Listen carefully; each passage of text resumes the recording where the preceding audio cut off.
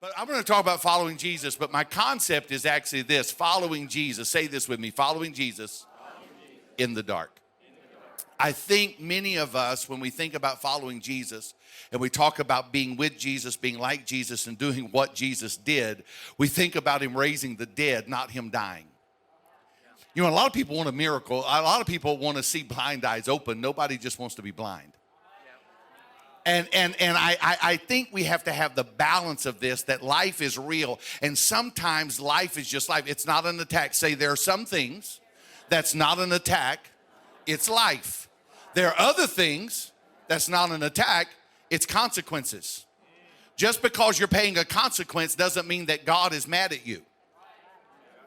God is not doing it to you. God is good. It would have been a lot worse if it wasn't for the goodness of God. See, I may have to pay a little temporal consequence down here, but because of the goodness of God, my eternity is secure. Does that make sense? Right? And I know people, I don't know why God's let me go through this. God's not letting you go through this. You were an idiot about 25 years ago, and you're reaping the rewards of that idiocy, and it's called, but you're still saved, you're still delivered, you're still set free, you still have the joy of the Lord can be your strength. So we're going to deal with that. One thing my mentor years ago told me, he said, never doubt in the dark what God told you in the light. You can write that down. That's a Tennyism, TF10. He said, never doubt in the dark what God called you. But there's so many people, especially pastoring and then traveling. And like Alex said, people watching the sermons, we get emails, we get questions. And so many people that seem to be Christians struggle with this concept of trials. They struggle with this concept when life gets crazy, when life gets dark. So we're going to talk about that today because Jesus actually answered this question. But when we think about following Jesus, many of us want to follow Jesus to the loaves and the fish. We want to follow Jesus to the miracle, but you do realize that where Jesus was headed was called a cross. His entire, every step that he took. See, here's the difference between Jesus and Samson. A lot of people think that Samson in the Old Testament, you've heard the story, Samson and Delilah, all that kind of stuff. You know, Samson's problem wasn't sin. His problem was steps. He lived 56,000, almost 57,000 steps from the city where Delilah lived, and it was a Philistine city. It was his enemies who hated him. So to even go into that city, he had to sneak in because everybody there wanted to kill him. So he took almost 57,000 steps toward an obstacle in a place where people wanted to kill him. So it wasn't sin, it was steps that got him in trouble, because all he would have to do is stop a step and he could have saved his life and saved his anointing. Where are you headed? It may not be sin yet, but it's a step. Stay with me here. We talk about the Vita Dolorosa. Easter's coming up, resurrection, and right now we have that on our mind. But Jesus, from the moment he began his earthly ministry, I'm going to read you a text in a moment that's going to tell you what Jesus told his disciples. When they began to follow Jesus, his disciples didn't understand what he meant, but he was very clear to them that in order to follow me, you're going to have a cross, and a cross always means crucifixion. Say that. A cross always means crucifixion. So if you're a Christian, your journey is to be crucified with Christ, yet Paul said, nevertheless, I live. Ooh, Lord, it's going to get good today. The prophet Isaiah 50 and 10, and then Matthew chapter 9, Isaiah 50 and verse 10. Who among you fears the Lord? Who obeys the voice of his servant? Who walks in darkness and has no light? Let him trust. Now, hold on. He's talking to the same person. He said, you fear the Lord. You obey the voice of his servant, yet you're walking in darkness and have no light. Let him trust in the name of the Lord and rely upon his God. Who am I talking to? That you trust in the Lord. You have obeyed the voice of prophecy over your life. You had a word from the Lord. You got saved, sanctified, filled with the baptism of the Holy Spirit. You felt goosebumps on top of your goosebumps. You talked in tongues, spun around 3 times, had 8 prophetic words. Your head was so oily you could have cranked the bus with it. You walked out. This is it. Woo, I'm saved. I just feel the anointing. You're flying with angels, and yet you walk outside, somebody slashed your tire, your cell phone rings, your mother-in-law's coming to stay for 3 months, you go to the doctor and you got the mumps, and all of a sudden here you are. Why did God do this to me? God didn't do anything to you. He gave you something called grace, and his grace is sufficient for you. Punch somebody and say, sufficient means more than enough. It means more than enough. Matthew 9. Now let's go to Matthew 9. Somebody say, following Jesus in the dark. And when Jesus came into the ruler's house, now we all know this part of the story, and saw the flute players and the noisy crowd. This is Jairus' house. In case you're not with us yet, this is the story where there's this ruler comes to Jesus, his daughter's dying. So they get to the house, and he said, make room, for the girl is not dead but sleeping. And they ridiculed him. But when the crowd was put outside, he went in and took her by the hand, and the girl arose. Somebody say the girl was dead. Jesus said, she's not dead, she's only sleeping. He said the same thing about Lazarus. He said the same thing. He said, Lazarus will not die. Then he turned around and said, Lazarus is dead, and I'm glad for your sake. You know, so how many of you have lived with a contradiction of faith where you felt like God said something, but you're living completely opposite? But when you are the resurrection, there's no such thing as death. I want to preach today. When you are the resurrection, when you are light, there is no darkness. Jesus never went anywhere there was darkness because he was the light of the world. When you are the resurrection, there is no death. So when he says you won't die, what he's actually saying is no matter what happens, I'll bring you through it. That if I bring you to it, I'll take you through it. That's why David said, yea, though I walk through the valley of the shadow of death. No, somebody needs to hear me. If he has taken you to it and you're still breathing, he's going to take you through it because he is the resurrection and the life. And he said she's just sleeping. And when Jesus, he reported this, went out of the land. Verse 27, here's my text, because we preach about Jairus, his daughter being raised. Ooh, that's wonderful.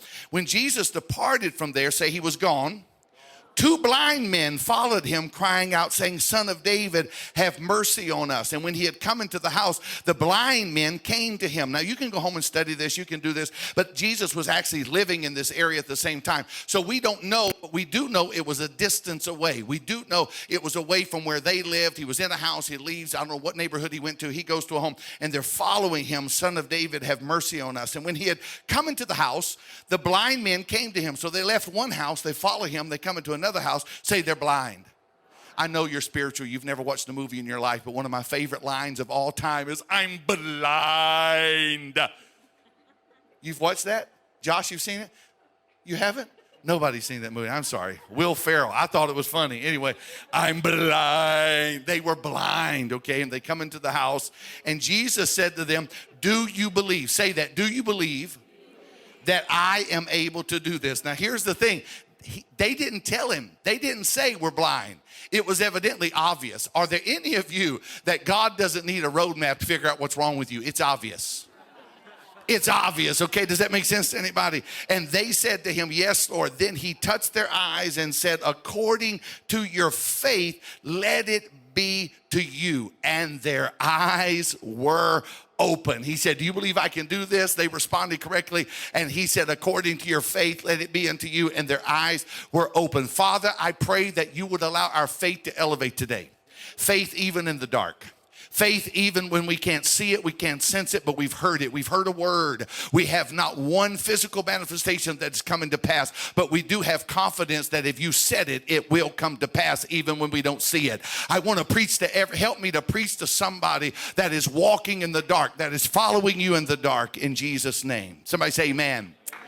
Here's my problem with following Jesus. I know one of the first Bible studies we ever did in this building, when it was just a handful of people. Some of you were there. Some of our launch team is here tonight. And we're so grateful about all of you that are part of Oasis. And many of you have been here since the beginning. And there was something that I said. I used to preach it in a sermon. You've heard me say it. Alex actually borrowed it. I was gone one Sunday. He preached my sermon. Didn't use my stuff. Just use my title, because it's a cool title. I've preached a lot of T.D. Jakes titles, so I guess that's okay. So, but don't Google it, but it's the truth. So I preached this concept, miracles are messy. Have you ever heard that? Miracles are messy. But I got it from the concept of following Jesus. Somebody say following Jesus.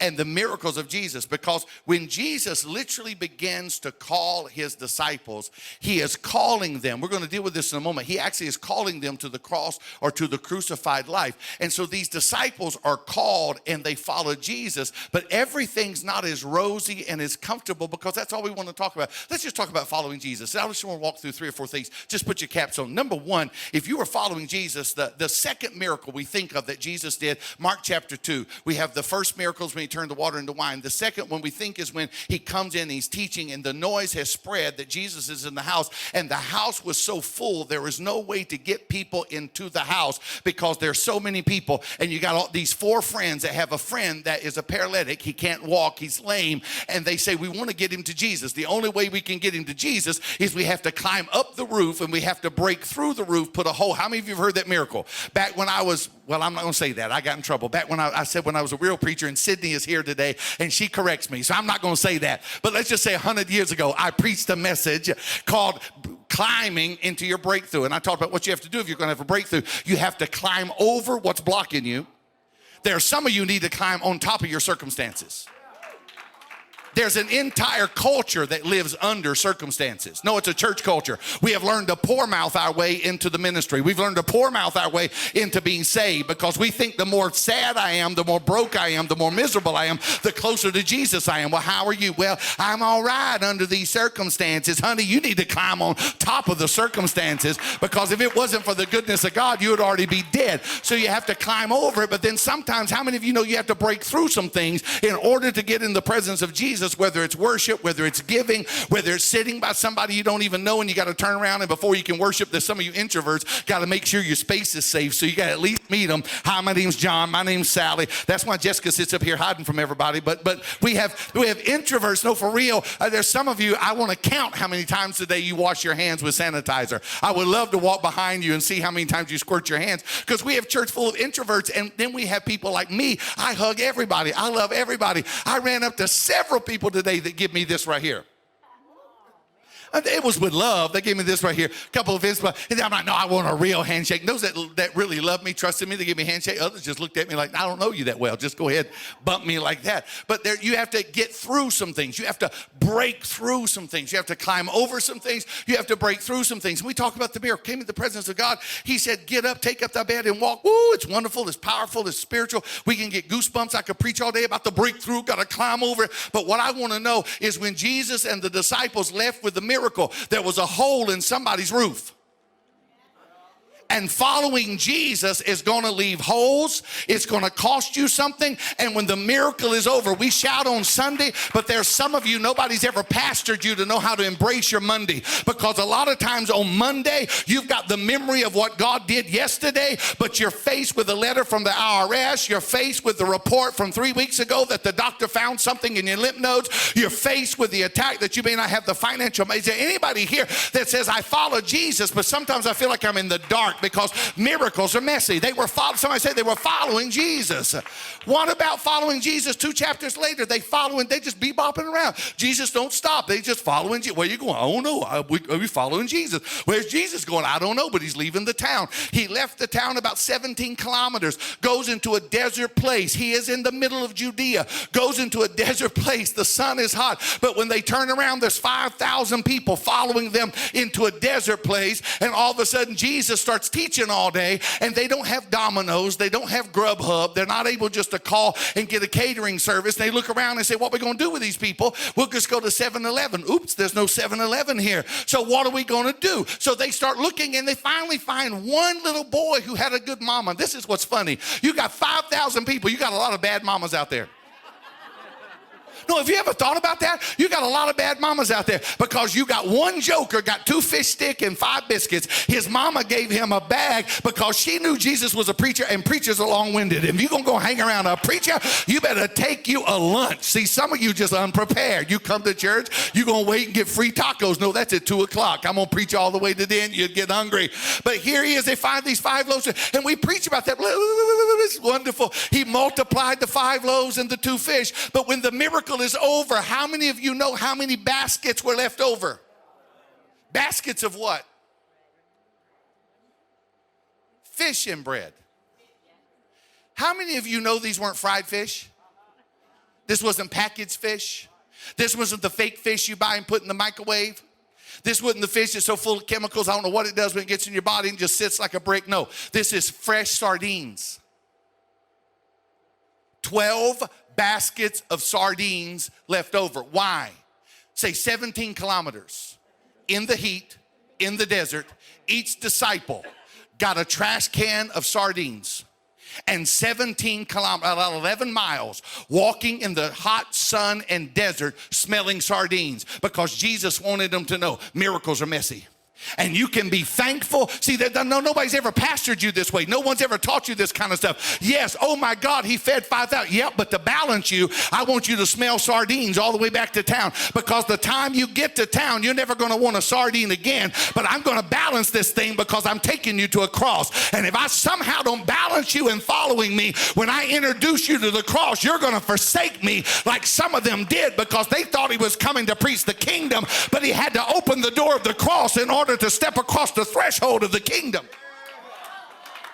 But in following Jesus, many times we want to follow him not just in the dark. Let's just keep going. I'm feeling my preach coming home. What about Mark chapter 4? Jesus is asleep. Now, this is an old pastoral sermon I did. I can't help pastoring sometimes, so give me about 2 minutes. I'm going to pastor. But Mark 4, the Bible said that Jesus is asleep in the boat. That's cool. But the other verse said that the boat is full of water. Somebody say full of water. Technically, nothing can be full until it's overflowing. So the boat is full of water. It's in the midst of the sea. And the Bible said, in Mark 4, it said, and it beginning to sink. Say, beginning to sink. So the boat is full of water. It's beginning to sink. But Jesus is in the boat and he's asleep, which means Jesus is getting wet. But when you're the resurrection, when you're the wind, when you're the rain, when Job said that this God, this Messiah that's coming, he holds the winds in his fist and the rain in his garment. When you are God manifest in the flesh and you hold the rain in your garment, just a little earthly precipitation doesn't bug you much. And he is trying to teach them what manner of a man he is, but all they can say is, Master, carest thou not that we perish? Because he had intentionally brought them into the middle of a storm and allowed them to begin to sink to see if they could trust him. They didn't trust him because they were in the dark and they didn't know what manner of a man it was. So the Bible said, and he arose, he walked to the bow of the ship. Now, can I do a little Old Testament metaphor right now? Because I believe Jesus said, when you've seen me, you've seen the Father. I and the Father are one. Paul said that Jesus Christ was the expressed image of the invisible God. The only God you're ever going to see was named Jesus. I feel like preaching. So God manifest in flesh, walks to the bow of the boat. He holds the winds in his fist and the rain in his garment, puts out his fist and says, peace, be still. Oh! And then they say, I didn't get that out of a book. And then they say, what manner of a man is this? Say, oh, that's good preaching. It's wonderful. It's just so good. Isn't that good? But here's the problem. Boat was full of water. It's in the midst of the sea. Jesus calmed the storm. Boat still sinking. Bible said they got to the other side, which means somebody got a bucket. See, a lot of you want to get oil on Sunday, but you don't want to pay child support on Monday. You want to get prophesied to on a Wednesday night to get healed, but you don't want to stop eating fried chicken. So you still have the same cycle of health breaking over and over and over. Sometimes you have to make a decision to get a bucket. Thank God for the supernatural. But what is the natural thing that I can do? I'm still following Jesus, but if I don't get a bucket, if I don't go apologize to that woman, she's going to leave me. Now I can act like an idiot and sit over here and say, I'm the man. Or I can go humble myself and say, I'm sorry. So the woman going to stay with me. It has nothing to do with praying for your marriage. It has quit acting like an idiot and go make it right. It means get the bucket and start getting the water out of the boat. Well, I keep getting fired on my job. Here, can I give you a secret? Why don't you show up 30 minutes early, stay 30 minutes late, and tell your boss how awesome he is every day? I guarantee you they'll keep you around. They'll want to keep you around. You got to get a bucket. Got to get a bucket. Somebody say following Jesus, but it's in the dark. Lord, help. What about John 11? What about John 11? I mentioned it earlier.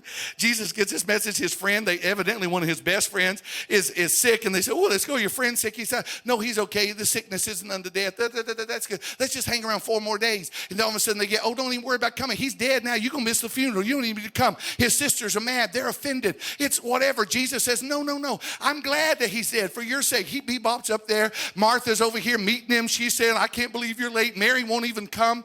Here's the thing. I know a lot of Christians that love to be married. I just want to be married. I want to be in his presence. I want to be at his feet. But here's the thing about people that always want to be in his presence. The moment something goes wrong,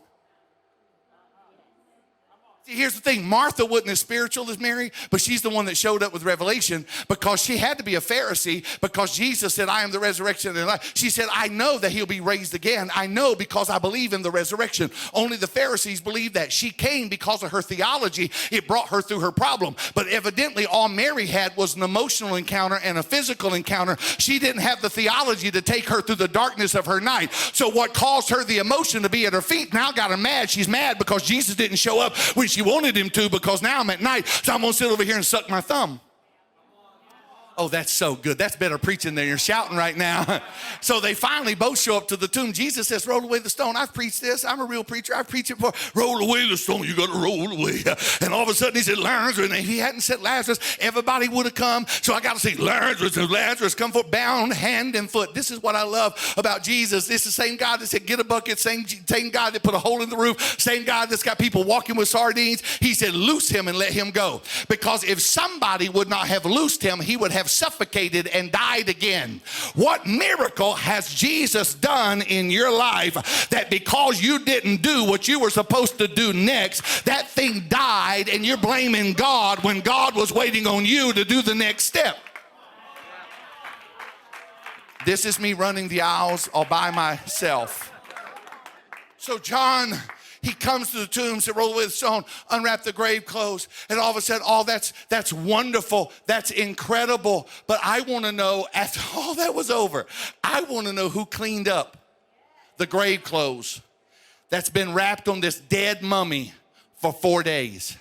You can shout about the miracle, but they're stinking, rotting grave clothes that are left over. Just because you've got some grave clothes trailing behind you like old toilet paper and you're walking and you look behind you and it looks like a mummy following you doesn't mean that Jesus didn't resurrect you. You just got to pick it up and put it in the trash. And there are some, I need to preach here today. There are some of you that need to understand that even though he set you free, he's delivered you, you may still have your dealer's number in your cell phone. Just because he has set you free and you've saved your marriage, that little hoochie is still messaging you. So what you got to learn to do is you got to push block, delete, get out of my life, talk to the hand. I don't have time. I feel like preaching today because somebody's got to pick up the mess and the stink of the miracle. Following Jesus. Punch somebody and say, is that plain enough for you? Following Jesus in the dark. Because what we mean, what are we going to do? What are we doing? We are following the way of Jesus. Somebody say the way of Jesus. Go to Matthew chapter 16, verse 24. This is my principal anchor today. Matthew 16 and 24. Jesus said to his disciples, we understand the word disciples means what? It means followers are what? Apprentices. You got it. Somebody's been listening. So he says to his apprentices, if anyone desires to come after me, let him deny himself and take up his cross and follow me. Somebody say, I want to follow Jesus. You can't follow Jesus without carrying a cross.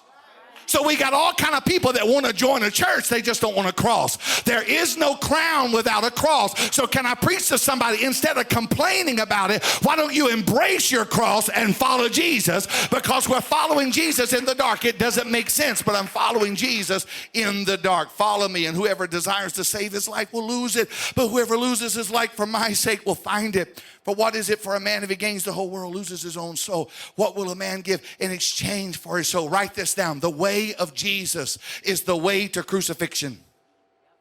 The way to Jesus is the way to crucifixion. Here's what Paul said in Galatians 2:20. But Christ lives in me, and the life which I now live in the flesh, I live by faith in the Son of God. Why? How could he say that? Because the verse before that, or the line before that, he says, for I have been crucified with Christ. So can I just talk to somebody right here? We all want a crown. Nobody seems to want it. And I was preaching Wednesday night, and I've been studying this Jesus thing, and the Lord began to speak to me. He said, you need to teach, and I know this isn't some aisle running message. He said, you need to teach people how to really follow me.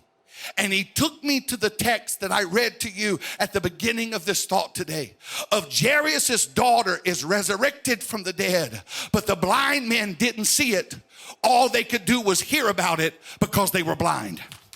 So they heard of the supernatural power of Jesus, but they didn't see the evidence because their circumstances had blinded them. I want to preach today to some of you that's heard preaching all your life, but you're in the dark and you've never seen it. You've never had a check in the mail. You've never saw cancer fall off somebody's face. You've never ever seen blind eyes open dead, but you've heard it. You've read about it. You've heard pastor, other ministers here. You know it's real, but you've never seen it. And there comes a season where you have to decide, do I believe this enough to follow Jesus out of my comfort zone? Do I believe this enough to follow Jesus in the dark? I'm preaching to somebody that you have sowed a seed in the building fund when you were broke. You're paying tithes when you can't pay attention. You're trying to love people that have done you wrong. You're trying to stay in a marriage with somebody that sinned against you, and it doesn't make sense. You can't see the victory, but you have heard a word from the Lord.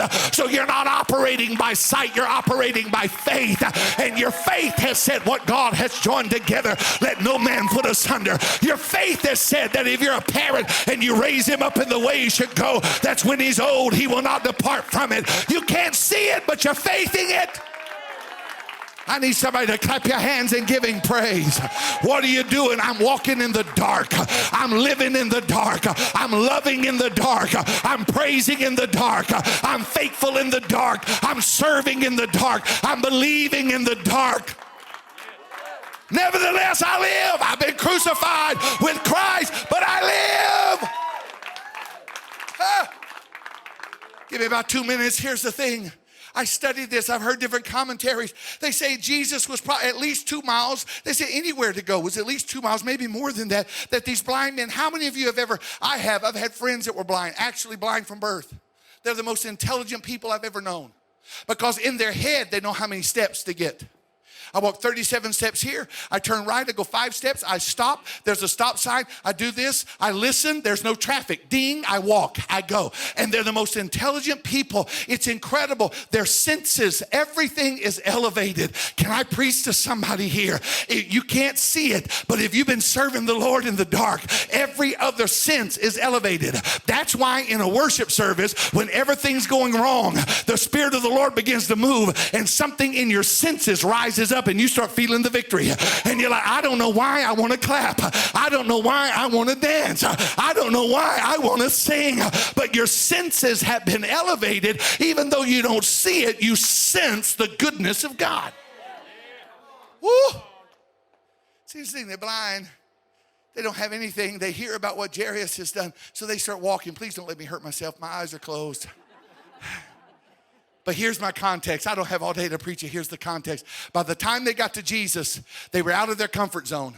Jesus didn't have to ask them what was wrong. Their robes were rent. They were bruised. They were bloody. Because they had followed Jesus because of what they heard, even though they couldn't see it. And they left where they were accustomed to. They left that normal attitude. They left their normal place. They left their normal condition and walked all the way into the house. Can you imagine going in a house they'd never been? So all of a sudden, here they are. Come on, Bubba, where are we going? I don't know, but there's a door here somewhere. I'm preaching to some of you because there's an open door in front of you. You know it is because you've been following Jesus, but you're bruised, you're bloody. You stumped your toe over here. A dog 2 neighborhoods ago bit you on the ankle. You stepped on the neighbor's cat back there. You had somebody throw a rock at you over here and you're tore, you're discouraged. Hey, what are you blind men here? Go home. Go back and beg on your corner. No, I got to find Jesus because I heard that he can do something that is completely impossible. So what are you doing? There's some of you I'm preaching to right now. This is where you are right now. What are you doing? I'm trying to find an open door because I know Jesus went in here. I heard him. So I'm following what I hear in my spirit. And if I can just get in his presence, everything's going to be all right. And the Bible said they went in the house. There are some of you today, Jesus is waiting on you to step into where he is. He's waiting on you to walk in the dark to follow him. Oh!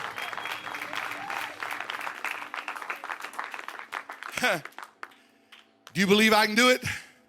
Dadgummit, I wouldn't have walked 5 miles and been torn, bruised, out of breath if I didn't believe it. And there's some of you, you wouldn't be getting up an hour early at a 9 o'clock service if you weren't following Jesus, but you're in the dark. Say, I'm crucified with Christ. Nevertheless, I live. Hold on, here we go. I got to help somebody. We talk about crucifixion.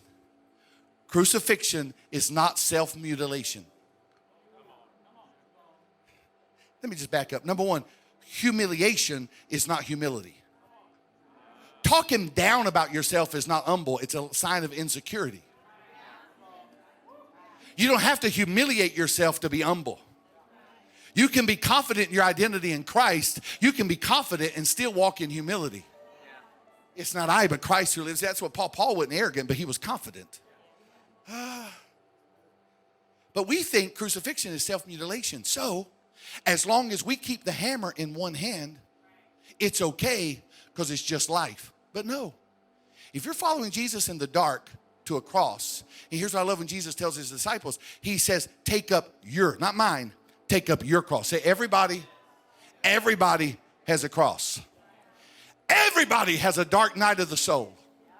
Everybody goes through something that's going to question your faith where you've heard it, but you don't see it. Oh, God, I want to preach this. I really want to preach this.